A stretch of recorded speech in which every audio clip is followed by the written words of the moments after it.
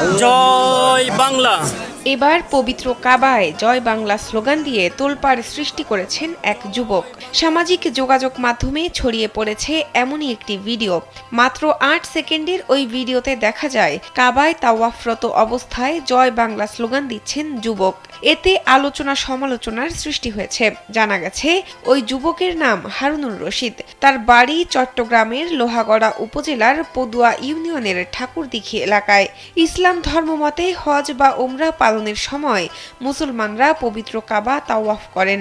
তাওয়াফ মানে হলো ঘড়ির কাঁটার বিপরীতমুখী হয়ে কাবা ঘরের চারপাশে 7 বার প্রদক্ষিণ করা।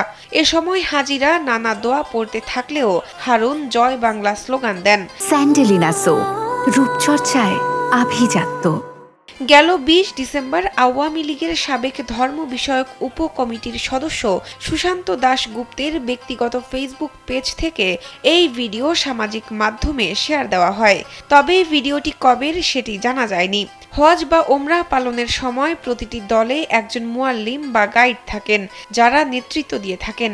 এ বিষয়ে একজন মুয়াল্লিম বলেন, ওমরার সময় ইহরাম বাঁধার পর থেকে তালবিয়া অর্থাৎ লাব্বাইক আল্লাহুম্মা লাব্বাইক লাব্বাইক লা শারিকা লাকা লাব্বাইক পড়তে হয়। এমন সময় অন্য কিছু পড়া উচিত নয়।